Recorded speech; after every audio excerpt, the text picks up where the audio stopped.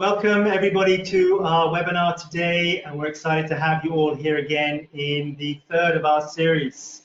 We've done a number of these over the last several weeks, and all of this is aimed at providing you as leaders and HR professionals with new ideas, new tools, and insights at the end of the day that allows you as people driving and moving in this new arena that we're working in to create the biggest impact that you can in a positive way. And that's what we're here in service of. So the webinar we have today is the Be a Leader, Not a Cheerleader.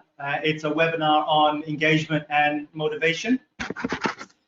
And we're joined today by 4 expert coaches, leadership coaches, and we're excited to have them with us today for our panel discussion. And I'll get to introducing them shortly. But an important part of this panel discussion is that we start to field the questions that you yourselves you have front of mind, situations that you're facing, and questions that you believe we should be addressing at this moment in time.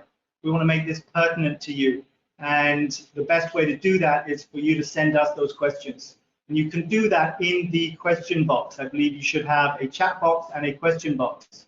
So the question box is a great place to go and put those. Please send them through, and our team will manage them back of house and get those through to us, the panel, to address. But before I introduce the coaches, I want to just set a little bit of context on why we should be focusing at this specific moment on engagement and motivation. As the slow reopening of economies begins across the region and the world, it's clear that there are huge implications for business. The opposing drivers of the need to get back to work and the need for high levels of safety and health are creating uncertainty and ambiguity. People that are facing a new world, and in that new world, they're still in a position where they don't yet know what it's going to look like, perhaps even tomorrow, but certainly not in the number of months coming forward. Their attention, their energy is being stretched between a number of different pillars, all of which are important. That's family, that's work, that's the future, that's health, and numerous other pillars. And so that means that they're stressed, they are distracted, and they're uncertain at levels that we've never experienced in the past. And yet this reopening, and so and the workplace has traditionally been a place that represented a solid foundation on which that we can move forward, and today that's just not a given. And people that are in this position of uncertainty are asking a lot of questions, and so we're reopening these economies, and we're presenting really at this point there's a new sense of something changing, something shifting. And that subtle shift is what we're here to address today. That shift is that we need our people engaged and motivated through this period. And that old paradigm of that it would be nice to have people engaged is being moved to a point where we need to have our people engaged. And that brings us to our webinar today. So as I say, I'm excited that we have with us 4 expert coaches, and I would like to introduce those, if I may, quickly, and I'm just going to pull up their pictures so that you can see those. Great. Introducing those, I'd like to introduce Belen first, if I may. Belen Sembri is a leadership coach and a transformation facilitator. Belen's passion is to call forth people to their maximum potential of leadership. She's been working in the region for the last 16 years, the first 6 from Switzerland, working with a management consultant company, and the last 10 based in Dubai. An energetic mum of 3 kids, currently struggling to keep them motivated with homeschooling while keeping herself grounded with clients. So great to have you here, Belen, and I feel for you, and your experience in that family scenario no doubt will pay dividends today. Thank you. Thank you. Zahir Ibrahim, good to have you here with us. Zahir is a certified executive and leadership coach with over 15 years of global industry experience.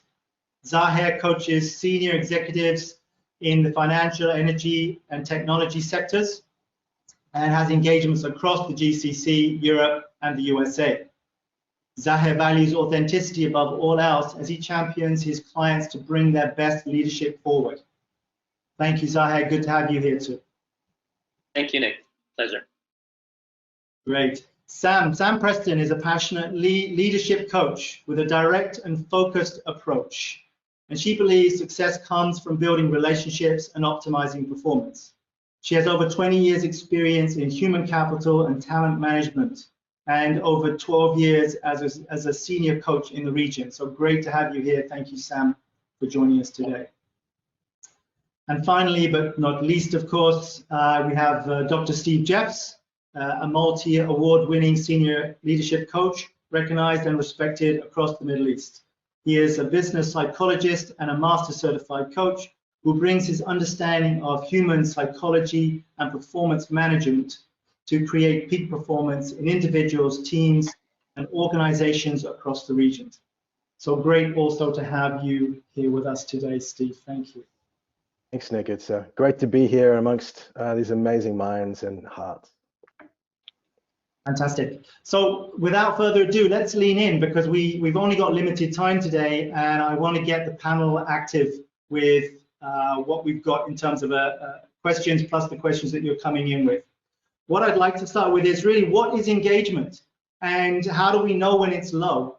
And maybe, Steve, I can lean out to you initially and then we'll go with the panel as we lean into this. Thank you, Steve.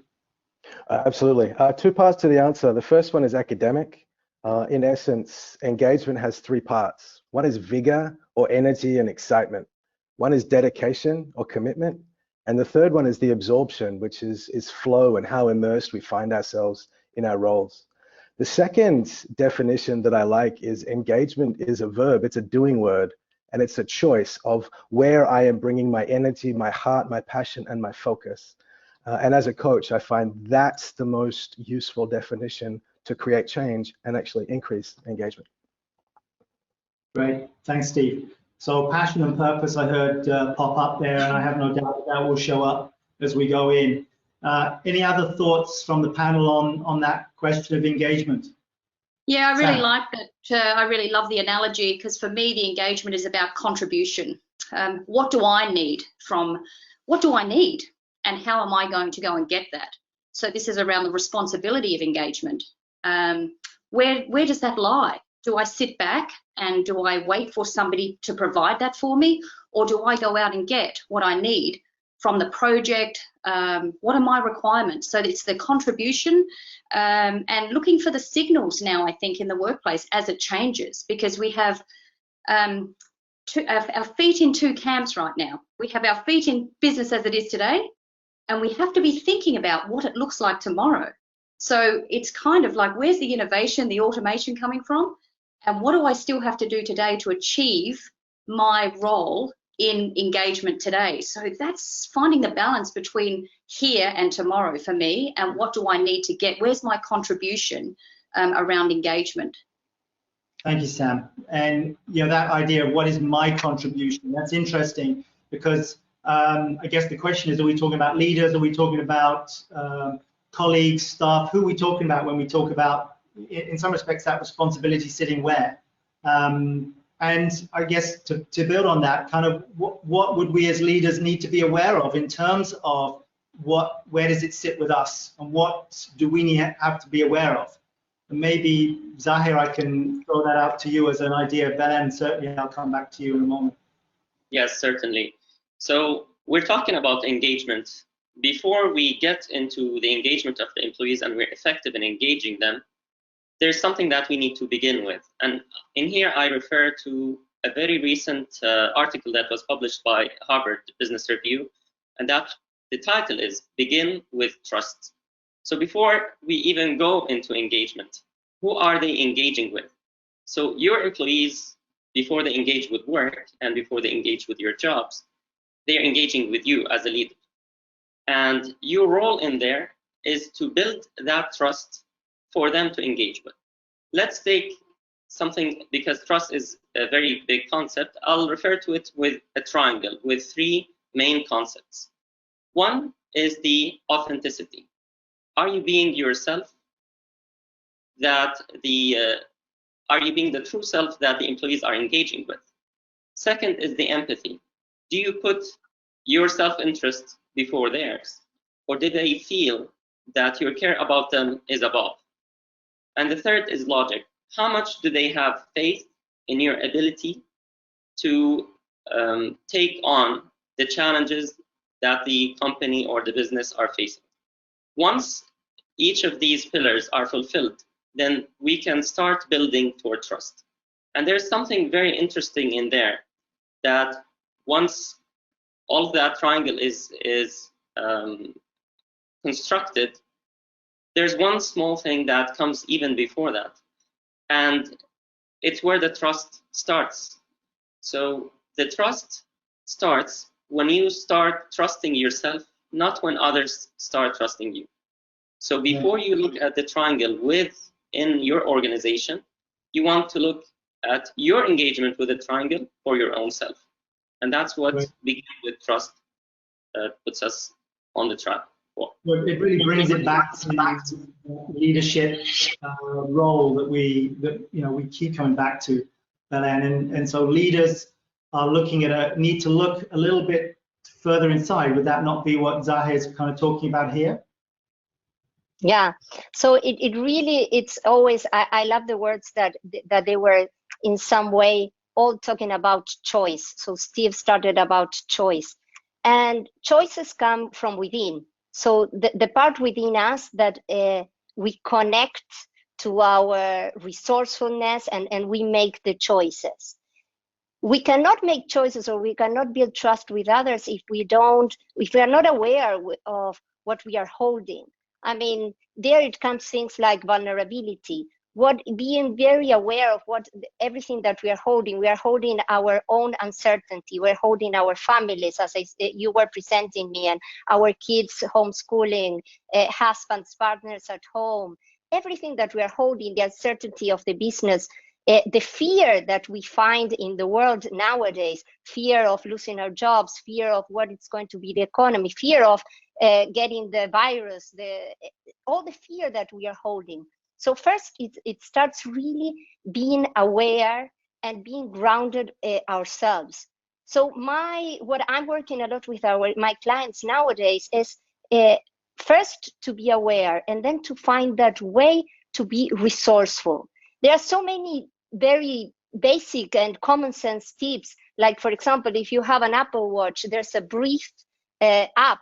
You can turn it on. You can breathe consciously. It's just 1 minute that you are consciously breathing. If you are in the middle of something and you are not feeling grounded, it's doing some visual reps. So you look at what you're looking and you are seeing the texture. You are focusing on things that maybe you wouldn't focus before. It's all about getting centered. If you are not centered, if you are not doing your self-work and you don't trust in yourself, you will not be able to engage, and you will not be able to engage your teams in the work that you are doing. Great, thanks, Belen. And we've got a question come in from Paul Williams, and I'd like to address that because it's very in tune with what we're talking about here. And it says, how easy is trust in business when redundancies and pay reductions have been a necessity? So, there's a level of trauma in the system, and, what do we do around building trust in those situations? Steve, can I throw that to you? Yeah, sure. I think the first part of this is trust in what or trust in who. Zahe pointed to trust in self, our ability to recognize that we have many more resources than we realize. We also have much more support than we often lean into. And so that's part of how we're leading ourselves. Part of the question feels like trust in the system. How are we trusting an organizational system when the systems don't know how to respond to everything that's happening?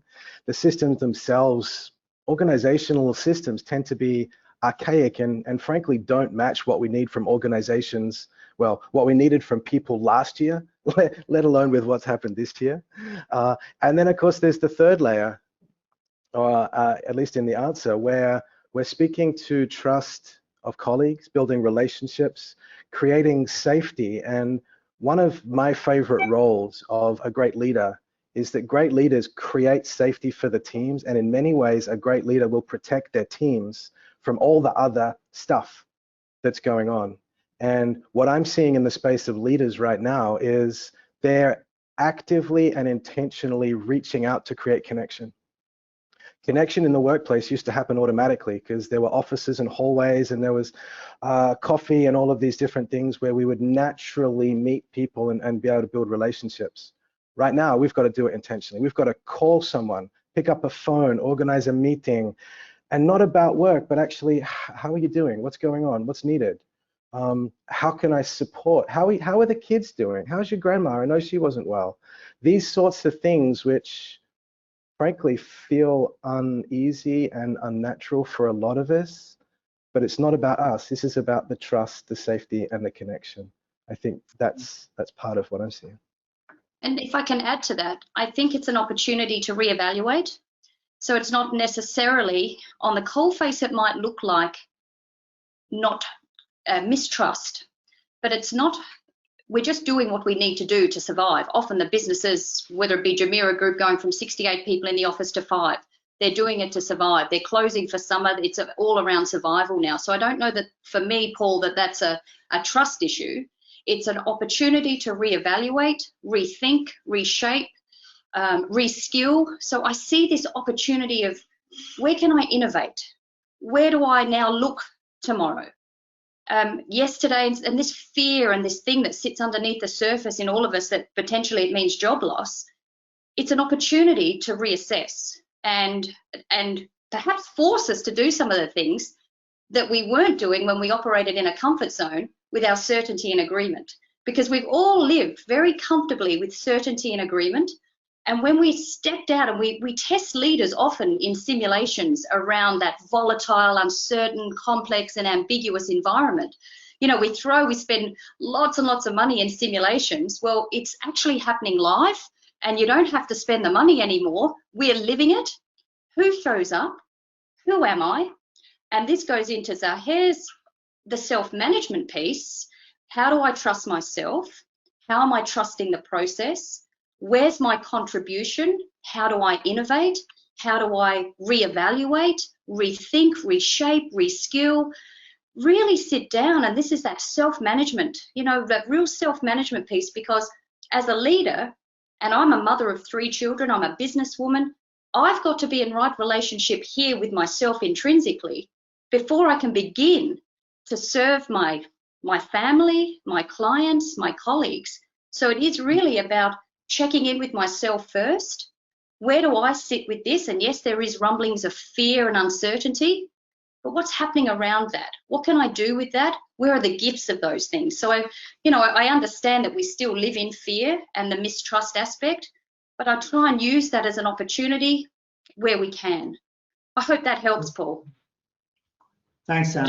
If I can just move somewhere slightly different, if I may, to build on what we're doing, because I'm hearing also in what you're saying, Sam, there are some strategic pieces that I hope we come to in a short while. We'll not address those just yet, because this idea that we're still trying to create engagement and motivation within the unit space. And I want to field this with a question from Katie Shields, which is, we won't be returning to our office for a while. Yeah. But as a management team, we are becoming more and more disengaged from one another.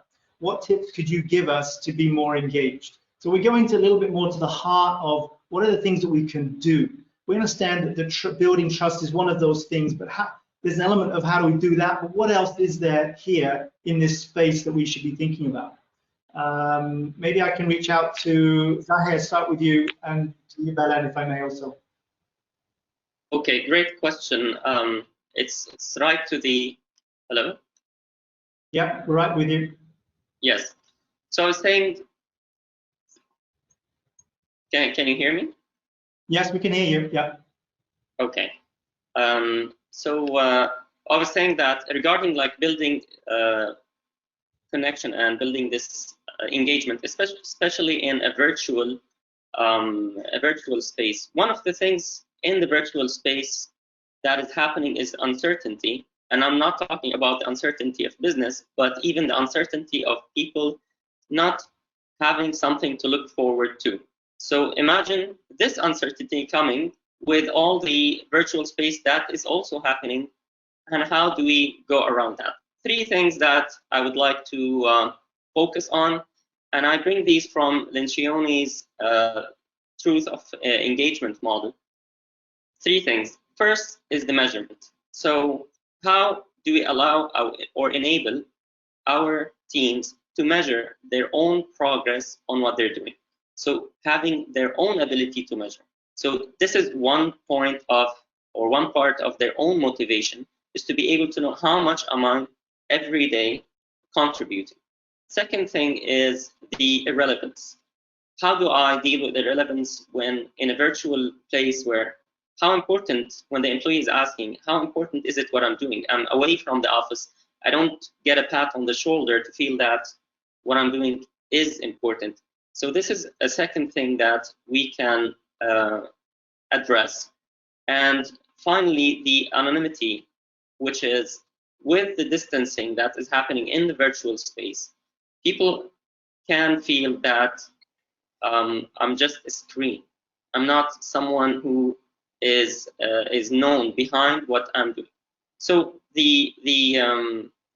let's say the way forward in this space is the way we design the system that makes, in a way, you can call it like even gamification of the process of work. So that measurement and engagement can get to a different level just by the design of the system itself on how we do our work, how we report on it without micromanagement. But I have to know that I'm in direct connection with the others. They know me beyond what my job is, and everything that I'm doing is being measured by myself first and then others. Great, sorry, Zaha. I want to lean in because I want to get Belen's take on this as well. In terms of, so you've given us some framework there. I get that, and yeah, that's definitely relevant. I'm wondering what some of the practical pieces that we can bring into this space, because it's people are live in this. You know, theory is great and it's useful. It gives us a structure. And what can we do now? What's live here that we can be genuinely thinking about that will help to bring a team that is not cohesive at this time closer together? Yeah. So virtual teams, it's virtual interaction is different than personal interaction. And especially now that we see that maybe this takes longer, we need to redesign the way we are working together. So something practical is to be very intentional in is what are the difference now in our team? What needs to be different in our relationships? Steve was talking about reaching out, being intentional in our communications. A very good question that a lot of management teams that I'm working with are doing at the beginning of their meetings after they connect is something like, what do we need to do so that within 2 years we can say this current crisis was the best thing that could have happened to my company, to our company? So it's a very, this brings the engagement instantly, because we are now working in, there's an equalizing factor. So we are all in the same boat. It's not that leadership is somewhere and the employees are somewhere else. We are all suffering the same things. So what can we do in order to make this experience a growing one? What needs to happen in our business? Take their input, take their information, be authentic with the communications. Don't think that you need to have all the answers. Be able to be vulnerable as a leader and connect. Also, what we were telling about connections, what happens at home. Some people make up that because now the communications is virtual, is less personal. I believe that it can be the other way around. Communication can be much, we are in the homes of people. We see kids interrupting, husbands like walking behind, we see their dogs. we see a lot of teams also that they train together, that they do some exercise, they do a workout all together because they find out that someone from the office and somewhere else is a yoga teacher or a PT trainer, and they bring in that abilities. So people connect in a different way. They exchange recipes.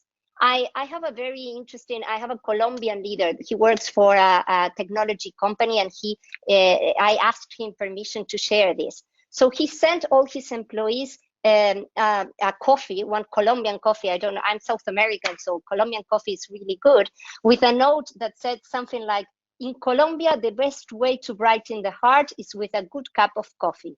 We hope to share one together very soon. These are small details, but it's about letting the others know that we are thinking about them, that we are also nervous about the situation, that we don't have all the answers, but we can have the answers all together. We can work together in this uncertainty. Great, thank you, Belen. And I think there's lots more in there. What I want to do just very quickly is I've got a couple of polls that I want to just put out to the attendees today. If I may, because your engagement here is really useful, and it could really guide where we go in the next set of questions that we've got coming in. So first of all, what I'd like to do is just launch a poll, and if you would just be kind enough to respond to what role do you have in your organization. So just select one of those, if you may, and then once we've got the respondees all in, we've got a few more coming in, if I may. That's great. Excellent. That's good. So it's clear to me that we've got some very senior people in the room, which is great. So if I could then, I'm just going to close that poll now, if I may, and then be able to show everybody. So let's close the poll and let me share those results. So you'll be seeing those same as me. So who we have in the room is that we've got a solid collection of executive managers and senior managers, as well as employees, which is great. So it's good for us to have a sense of who's in the room. Thank you. What I'd like to do now is to go to my second poll, which really talks about the level of engagement that you are also experiencing. So let me launch that. And so yes, it says, what level of engagement in your work colleagues, what is the level of engagement in your work colleagues at the moment? So when you look around the room, now clearly we're saying 100% engaged or 0%. So where are you? Are you in 0 to 20%? Or, I mean, I know we're trying to put a lot of people in the same boat here. We're trying to get a sense of what you believe is going on in your organizations, so we can get a sense of that level of engagement. Great, so if we can get a few more people just to vote on that. And again, this gives us a really interesting view on the type of engagement that people are experiencing in the workplace, which I think is really helpful. So I'm just going to close that poll now, if I may. Thank you for responding. And then let me share those results. So, yeah, interesting. 25%, a high level of engagement. I'm intrigued by that. That's impressive that we still have people operating in that place. And then a large majority of the people still sitting in that 60%, 60 or 80% engaged. And then we've got a large percentage, again, sitting at that 30% of people at around that 50%. And only a small percentage sitting in that low level of engagement. So clearly as organizations, we're all looking for the highest level of engagement.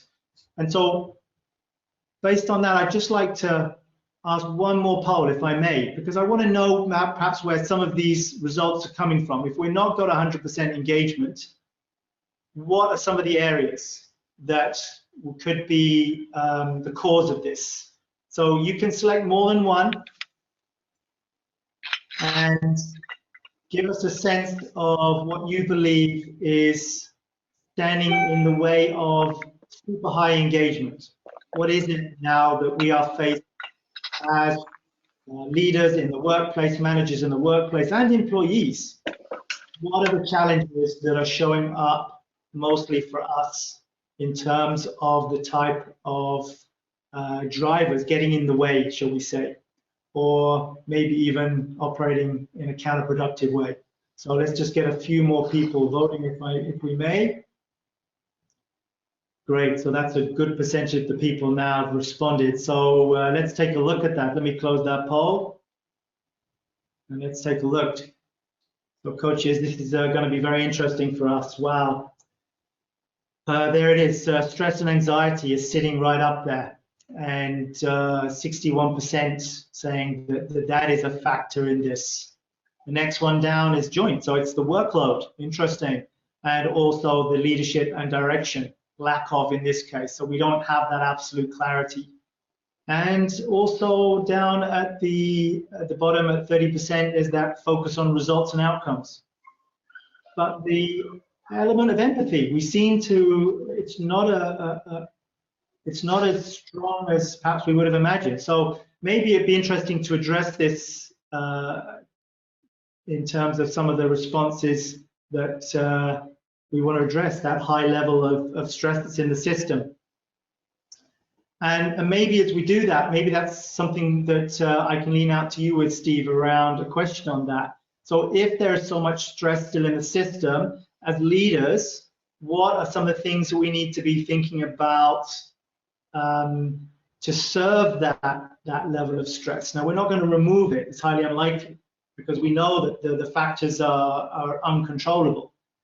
But what is it that we can do to serve that? And Benan's just given us a beautiful example of something that's gone on out there in through some of the leaders. Just interested in your thoughts on that. Yeah, it's an important question. A conversation that I've been having with some of my clients in the last week is that things are changing. I mean, we know things are changing, but even the change is now changing. And what I mean by that is until now, organizations and leaders have been crisis mode. We've been reacting and responding. It's like there's been this massive fire. How do we put this out? Because lives are at risk. We've got to get this done. We've got to get this done right now. And while the crisis hasn't gone away, the metaphor from an immediate fire to an industrial fire, this fire is going to be burning for months, to use that metaphor. So part of the mind shift that I've been speaking with these clients about, and they've been speaking to their leaders about, is the metaphorical shift from a sprint to a marathon. What does it look like? Not what happens after COVID, not what is the new normal coming out of the end, but what does sustainability look like in between now and then? And personally, this is one of my biggest challenges. My predictability of my workday, gone. The kids have a question with their homework. I've got to stop what I'm doing. I go and help them. So my in-work priorities are different. And what I found when I was in that sprint mode is I was judging all of that. I was pushing back. Every time I had to focus on a higher priority, I was building the pressure and stress that I was carrying. And when I start to hold that this is the new normal, this is what's supposed to be happening, and what a gift, to Sam's point, what a gift to be able to be here and lead and work with these brand new colleagues that I only used to see on weekends. Learning how this new system works, I think, is going to be one of the most important things for individuals to be able to let go of stress that doesn't need to be there, the stress that we put on ourselves, the judgment that we have when we look at our to-do list and go, I didn't get that, didn't get that, didn't get that, and we end up beating ourselves on the back. I think that is a lot of the stress that we can let go of virtually instantly. It'll come back, but then we can let go of it again. I think that in itself, so for ourselves, but also as mindset, as leaders, as colleagues, how do we start to evolve our team's thinking and our team responses to include sustainability, to include energy and engagement and things like that? I think that's what's most pressing in my conversations. If I can add to that, Steve. Absolutely. For me as a leader and speaking with leaders of teams, it's finding the balance with the radical and the incremental changes upon us and providing a little bit of nurture and comfort and keeping it simple and real. We don't know what we don't know.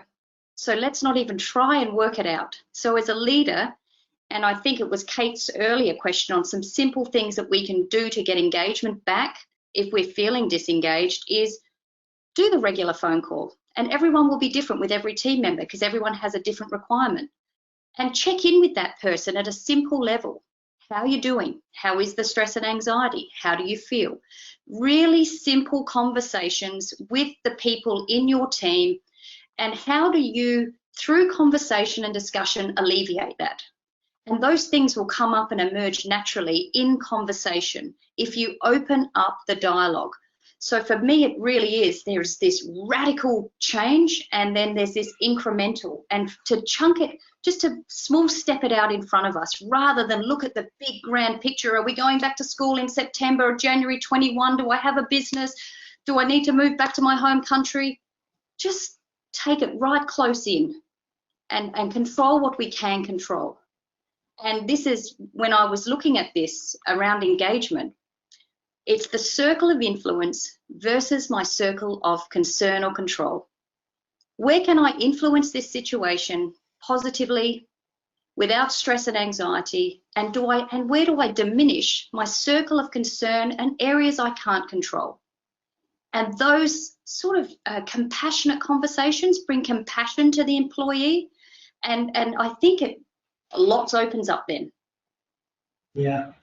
Thank you, Sam. I want to add something, Nick. Sorry, Please, it's very short.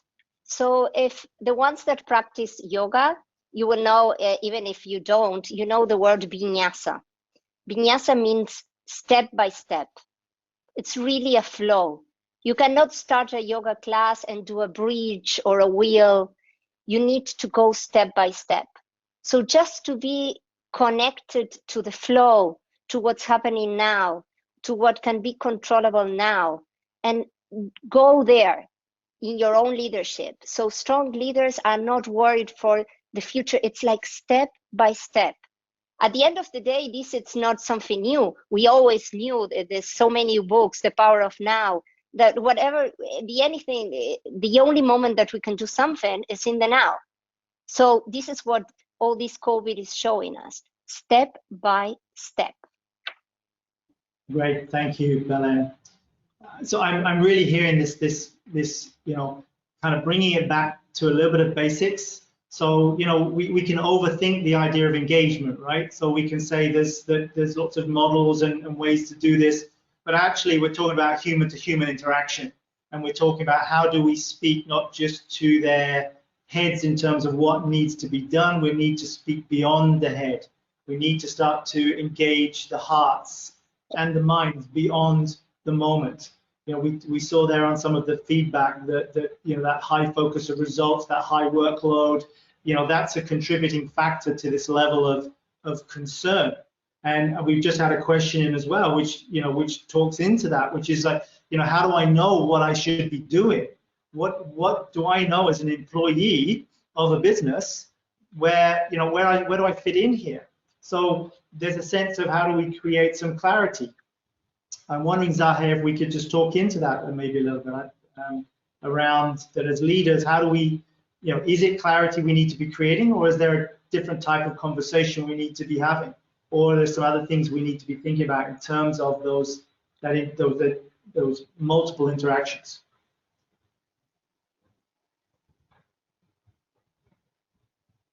You need to unmute yourself, Zahe. Okay. Can I jump in here, Nick? Because I'm bursting with something around signals and, looking for this clarity. And I was working with somebody yesterday who was an employee and said, well, that's the risk department. That's got nothing to do with me. And of course, I was like, the strong advice was to look for signals in the business.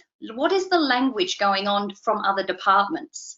Because this is providing clarity then, perhaps, that can serve me in other areas. So for me, start to be informed, knowledgeable, educated, and start looking for signals in the business and process that. Perhaps have a conversation with a colleague. What do you think that means? So The clarity, again, comes back to the responsibility of myself of being informed, keeping knowledgeable, learning, being greater than the rate of change if we can try and keep up, and stepping into that ownership, accountability, responsibility for getting clarity. And for me, signals, there's big signals out there, and what do I then make of that? So listening in and hearing the messages that may be subtle, right? That's what you're saying. It's not someone's going to come and present you with a piece of paper that says, this is what's going on. It's listening into those subtle messages. Yes. Zahi, I know that you're unmuted now. I'm just curious to hear some of your thoughts there.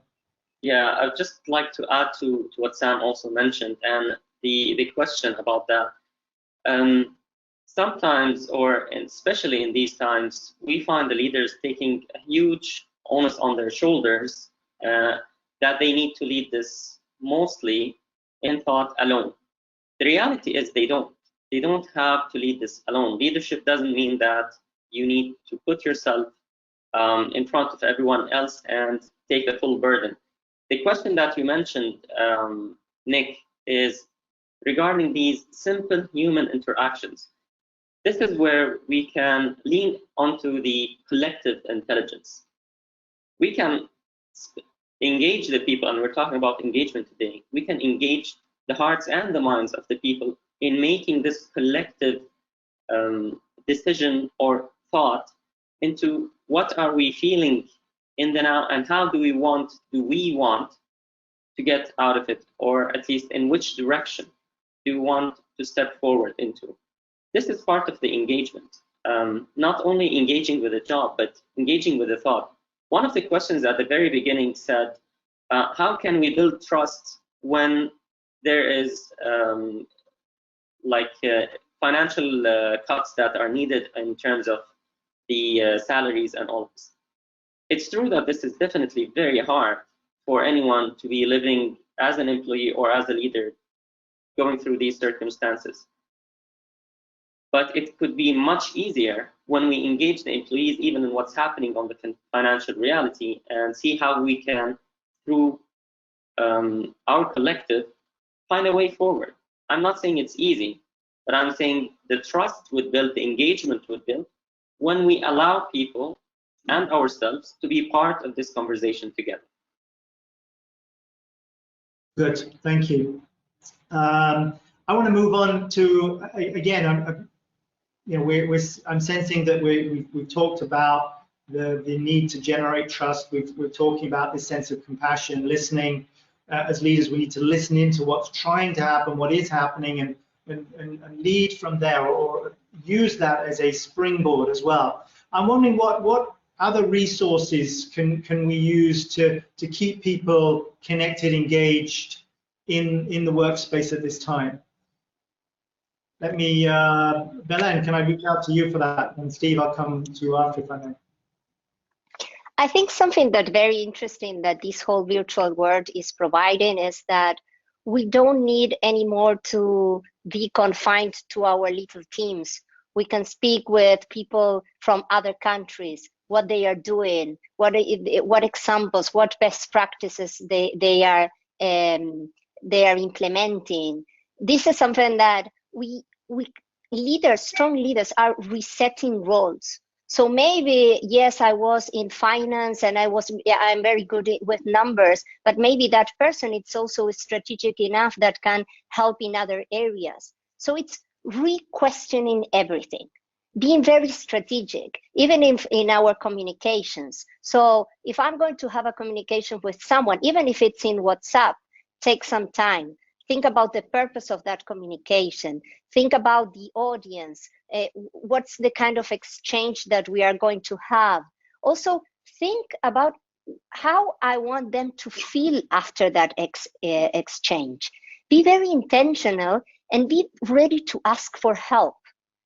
Asking for help, like leadership, we always say it's common sense. Asking for help is a big leadership skill. So ask for help, ask others, ask other people from other industries. Now it's so easy, we don't need to travel. Before we had to schedule a meeting and find it 3 months later and travel and fly somewhere. Now it's more normal to get people together in a Zoom call or even in a phone call. It's like hearts, connection, they're not in lockdown. Be very human, be human, bring the humanness again to work. We talk a lot about that. Now it's the time to bring it even more. Warmth, connection, that it's not in lockdown. You can still do it. Before Steve goes, Nick, can I mention, if we look at, and we're looking at global leaders and the way they're doing this, and there's these first mover countries, look at New Zealand, look at Jacinda Ardern leading the world, and she's leading from the heart, and she talks to her countrymen as they're sitting on the sofa with her. She's managed earthquakes, terrorist attacks, global pandemics, all whilst carrying a baby. And she's giving the world a masterclass in how to lead simply. And I think that ties in, Belen, with what you're saying, is that we now no longer need to keep to the confined silo of our team. Look who else is out there doing it well. And Jacinda Ardern, for me, as a global leader, is doing it supremely well.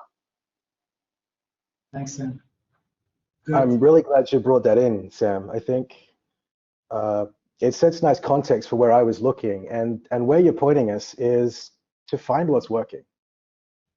In the space of everything that we know having collapsed, it gets really easy to focus on what's not working, on what's different, on where we're stuck, on where we're stressed, on where we're challenged. And of course, if that's where we focus, we see more of that. And you know, there's all sorts of tools, appreciative inquiry, just celebrating successes, asking yourself what worked, asking your teams what's working, how have we responded positively to what's happening. There's two parts of this that I think are important in the context of today's discussion. One, it builds connection, it builds trust, it builds psychological safety, it builds the ability for us to look back and see what we're doing without judgment. It's also really engaging relationally, because for the most part, employees and managers and leaders have been working in a way that they never knew how, and every moment has been an innovation.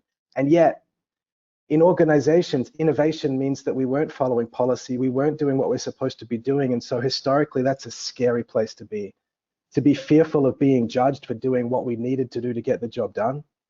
Now is the place to celebrate that, to capture that, to take the parts of that are working and will continue to work and build them into what we're doing.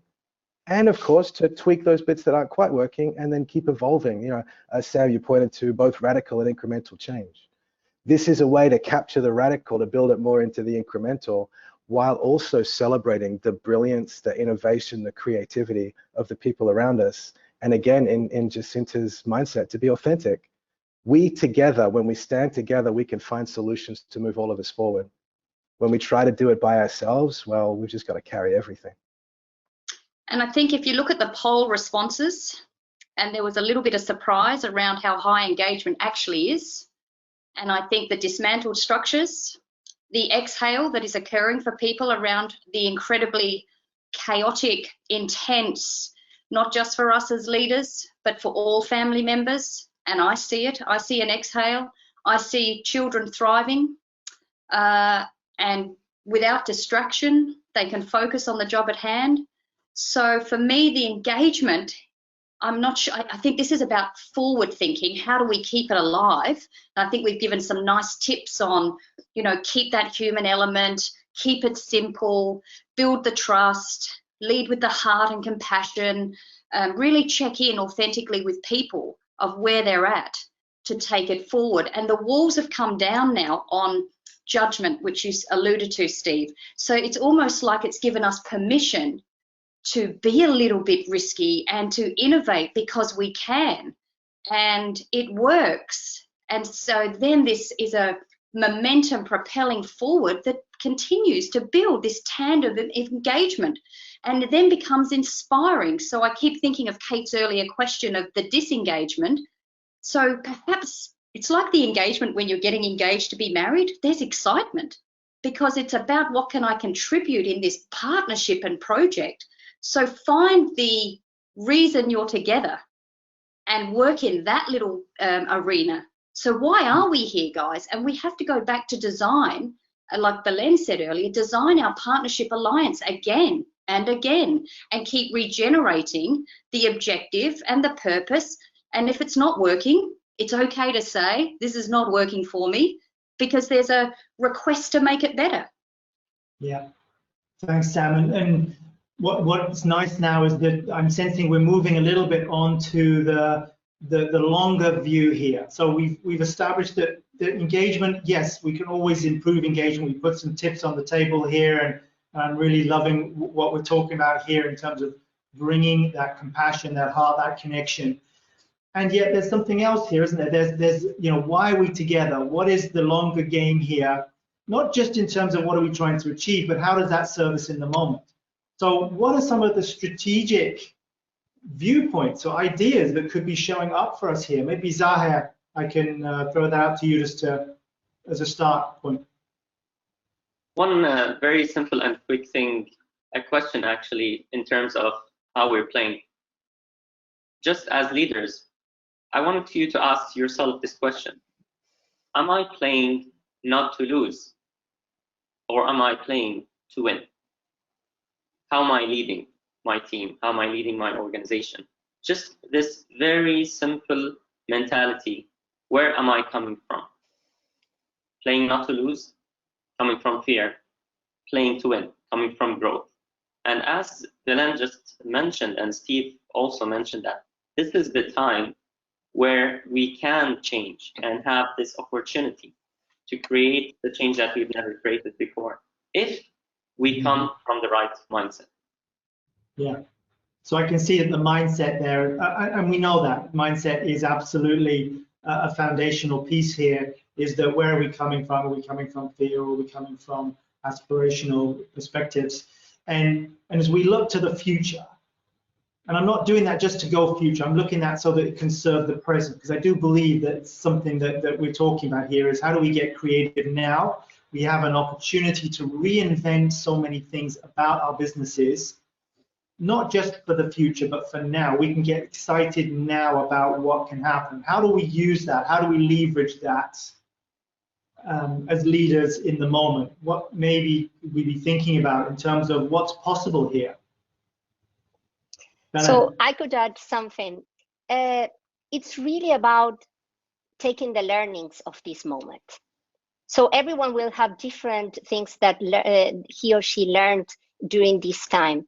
I see so many people saying, you know what, I'm realizing that I don't need so much social interaction, that I'm happy not driving and traveling so much, that before I thought in the office that I had to pay attention to everyone that was asking me something. Now I can choose and say no to a Zoom meeting and be focused and get my job done. So all the lessons that you learn during this time, and this accessibility that suddenly we have to the whole world, what we were saying before. I've seen managers that want to make changes in their career, and they are doing like check-in coffees with people in Zoom, learning a bit what happens in their field or what's happening in that area to get to build their network within their companies, to manage their career up. These things before, it meant that you had to make a big move, you need to call, maybe travel. No, now you can do it, and everyone is open to do it because it's more common that we see these check-in things and people are used to interact with each other. So revise what you're learning at this moment and think strategically. What do I need to revamp? What do I need to question? Because to be honest, many things were not working before. So it's not that we were in the ideal time and now COVID ruined everything. So it's really, it's being real and check and see, what am I learning? What of these things I can still use it in the longer term? This taps into efficiency too. This is efficiency. So this is strategic. So the efficiency is coming out of not having to drive to Abu Dhabi, unless to sign a check, but it's the efficiencies that are coming out of the situation is strategically something I'm going to use going forward. It's key to survival, efficiency, and the effectiveness is key to success. So again, the inertia of efficiency and effectiveness, strategically, everyone should be putting this down on paper. It is effective to do it virtually, and I wasted so much time before. that potentially other people are thinking the same thing, that it is successful. Yes, the human interaction is nice, but we can still create that and build efficiency strategically into our day for survival.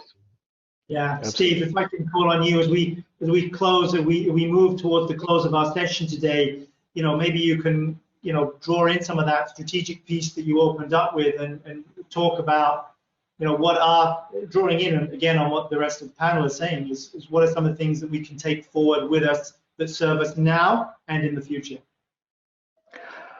I think that one of the most important things for us to recognize as leaders is there is no one single answer.